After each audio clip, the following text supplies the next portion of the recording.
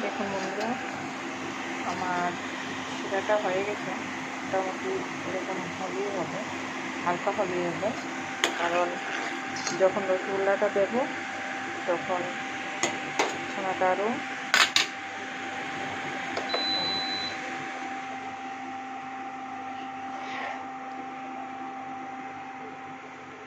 আমার দুধের বলকন উঠে গেছে। তারপর ভিনেগার দিয়ে দিচ্ছি। এখন ভিনেগারটা দেওয়ার সাথে সাথে দেখবেন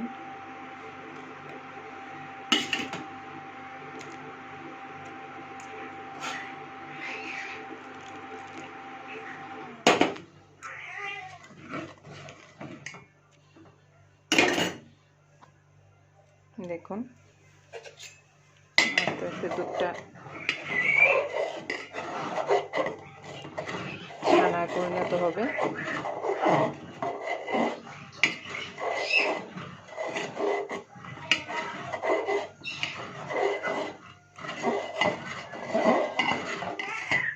দেখুন ছানা হয়ে গেছে। আমরা এটাকে ছেঁকে নিয়ে এর মধ্যে ছাকনা দিয়ে ছেঁকে নেব।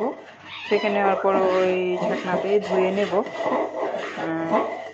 জল দিয়ে ধুয়ে নেব, না হলে ছানাটা হবে না, রসগোল্লাটা বানাতে পারে। দেখুন ছানাটা হয়ে গেছে।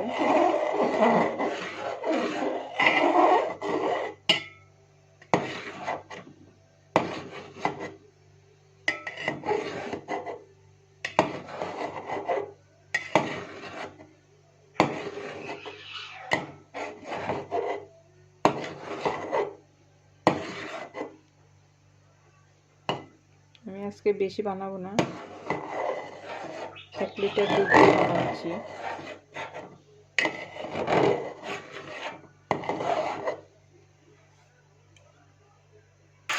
দেখুন বন্ধুরা, ছানাটা ছেঁকে নিয়েছি। তারপর ছানাগুলো আমি মেখে নেব। ধোয়ার পর মেখে নেবেন সঙ্গে সঙ্গে, নাহলে ছানাটা আর তৈরি করতে পারবেন না। যত মাখবেন অত সুন্দর ডোটা তৈরি হবে এবং রসগোল্লাও সুন্দর করে হবে। দেখতে থাকুন আপনারা। ডোগুলো এবার করে নিচ্ছি।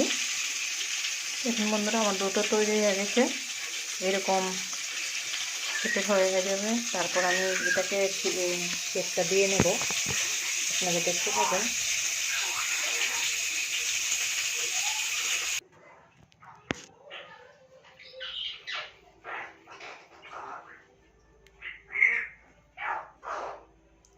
আপনারা এই শেপেরও দিতে পারেন, নয়তো বা একটু বড়ও করতে পারেন, এটা আপনাদের ইচ্ছা। দেখুন এই শেপেরও দিতে পারেন। তখন ফুলে গিয়ে আমি এটার মধ্যে দেব, শিরাটার মধ্যে দিলে ফুলে গিয়ে আর একটু বড় হয়ে যাবে। দেখাবো আপনাদের, লাইনে থাকুন। দেখুন বন্ধুরা, আমি ডোগুলো তৈরি করে নিয়েছি, রসগোল্লাকে তৈরি করে নিয়েছি।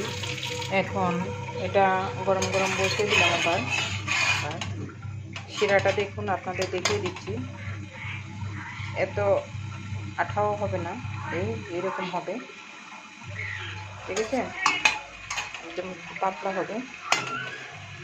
তার মধ্যে আমি রসগোল্লাগুলোকে ছেড়ে দেবো একে একে। দেখতে থাকুন আপনারা। যদি ভালো লাগে লাইক সাবস্ক্রাইব করে দেবেন মাহির কিচেনে। যার যে শেপটা ভালো লাগে ওই শেপটাই দিয়ে দেবেন। আমি বেশি বড়ও করিনি, বেশি ছোটও করিনি। এগুলাই কত বড় বড় হয়ে যাবে, আপনারা দেখতে থাকবেন।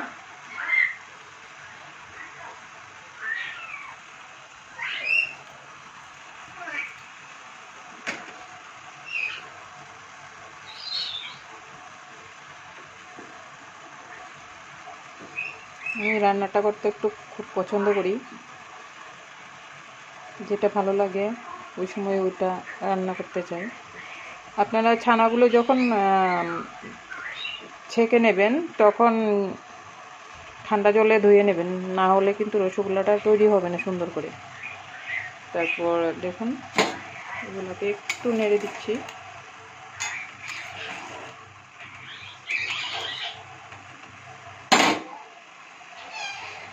এখন চুলার আঁচটাও কমিয়ে দেব। দেখুন চুলার আঁচটা একদম কমিয়ে দিলাম। দেখতে থাকুন, একটু ঢাকনাটা দিয়ে দিই, আপনাদের দেখিয়ে দিচ্ছি। দেখুন আস্তে আস্তে এটি বড় হচ্ছে, আস্তে আস্তে হবে। যদি তাড়াহুড়া করেন তাহলে হবে না, রসগোল্লা সবগুলো ভেঙে যাবে। যদি ভালোভাবে খেতে চান তাহলে আস্তে আস্তে করেই সব কিছু করতে হবে। দেখতে থাকুন।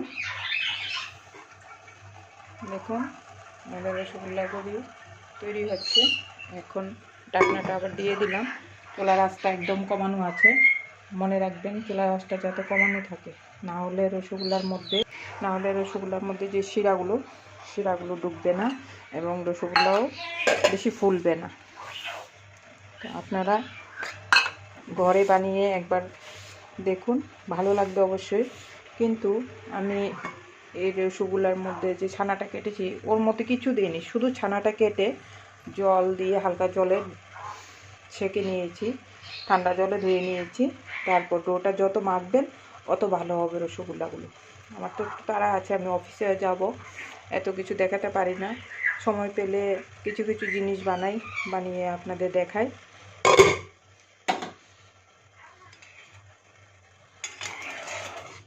আমাকে নকল করার চেষ্টা করবেন, অবশ্যই পারবেন, দেখবেন ভালোও হবে।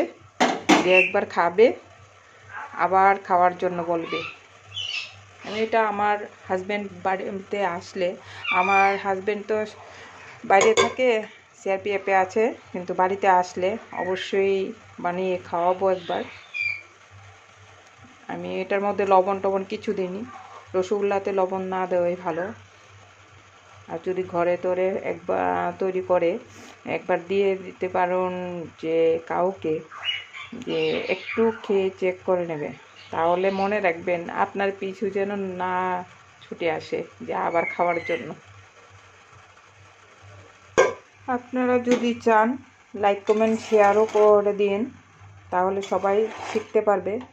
আমি চাই যে সবাই শিখে নিক, সবাই শিখে একবার ঘরে বানাক, তাহলে দোকানেরগুলা ফেল হয়ে যাবে। দোকানে তো ময়দা আটা যা পায় তাই মেশায়, কিন্তু আমাদের ঘরে যখন বানাবেন তখন বাইরে খাওয়ার আর চেষ্টা করবে না। দেখুন বন্ধুরা, আমার রসগোল্লাগুলো তৈরি হয়ে গেছে, দেখতে পেয়েছেন। এখন এগুলা ঢেকে দেব ঠান্ডা হওয়ার জন্য, এবং ফুলেও যাবে আরও। এগুলোর মধ্যে রসও ঢুকবে, আরও ফুলে যাবে। এখন ঠান্ডা হওয়ার জন্য রেখে দেবেন কিছুক্ষণ, প্রায় আধা ঘন্টার মতন রেখে দেবেন। দেখবেন এগুলা অন্যরকম হয়ে গেছে।